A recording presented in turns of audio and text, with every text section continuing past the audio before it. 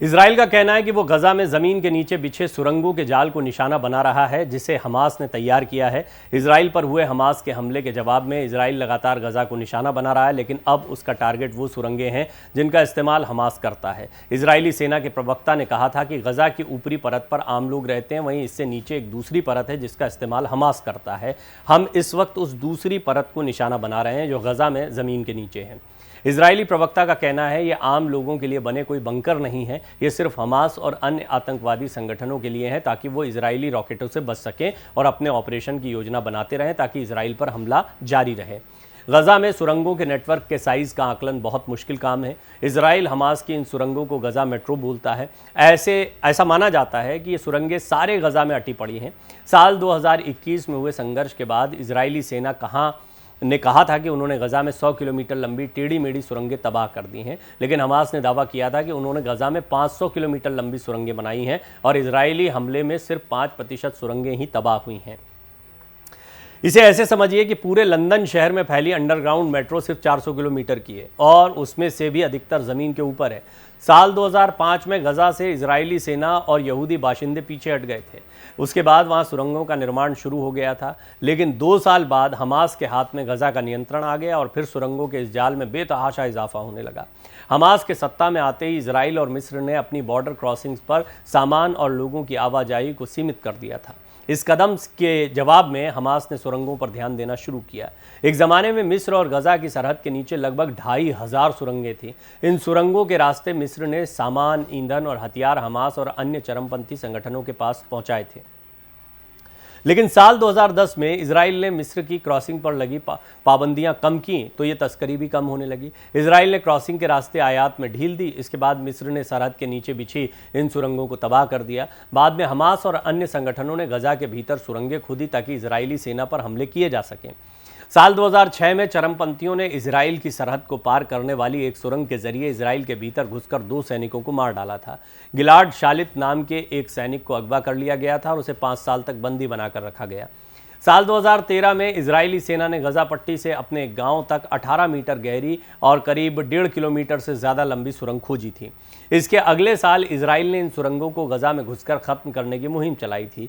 सेना ने उस दौरान 30 सुरंगों को नष्ट किया था, लेकिन चरमपंथियों के जो हमास है उसमें 4 सैनिक भी मारे गए थे इस हमले में।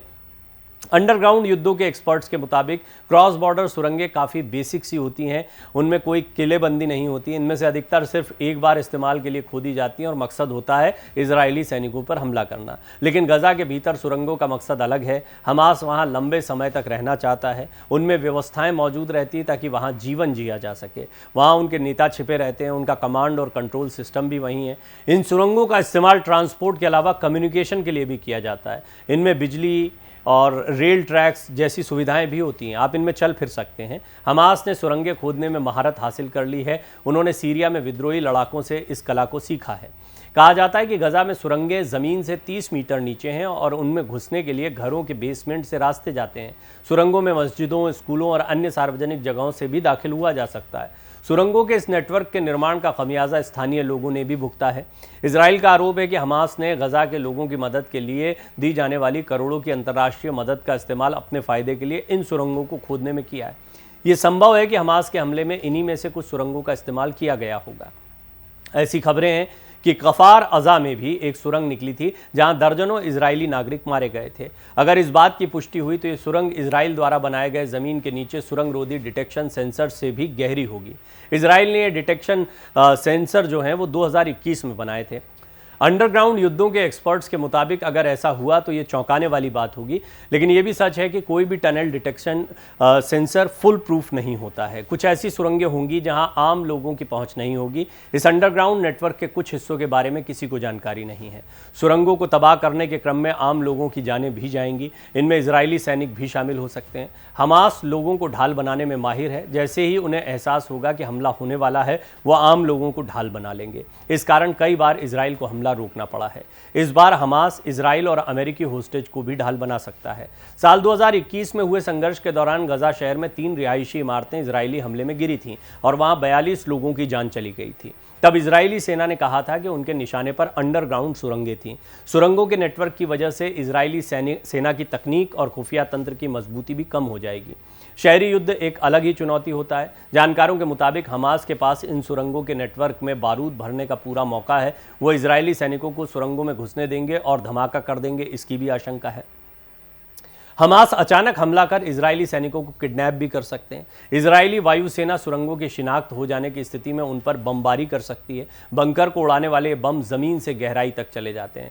तो आप जान सकते हैं कि सुरंगों के निर्माण में ही यहाँ पर हमास ने एक तरीके से बहुत बड़ी कामयाबी हासिल की है, क्योंकि वो बहुत तेज़ी से सुरंगें खोदने में माहिर हो गए हैं। आप इससे ये भी अंदाज़ा लगा सकते हैं कि एक देश जब वो किसी परिस्थिति में होता है तो वो किस तरीके से कई चीज़ों को ईजाद करने की कोशिश करता है। सुरंगों का ये नेटवर्क बहुत पुरानी बात है, नई बात नहीं है। और ये कला, जैसा हमने आपको बताया, पहले तस्करी के लिए इस्तेमाल होती थी, सामानों के आवाजाही के लिए इस्तेमाल होती थी, लेकिन धीरे धीरे फिर इसका इस्तेमाल आतंकी करने लगे और अब तो पूरे शहर में सुरंगों का एक जाल बिछ चुका है। ये सुरंगें इजरायली सैनिकों के लिए इसलिए चुनौती है क्योंकि अब ज़मीन पर युद्ध होने वाला है। पहले तो हवाई हमले हो रहे थे, बम बरसाए जा रहे थे, लेकिन जब ज़मीन पर लड़ाई होगी तो इन सुरंगों के भीतर भी ज़बरदस्त घमासान हो सकता है।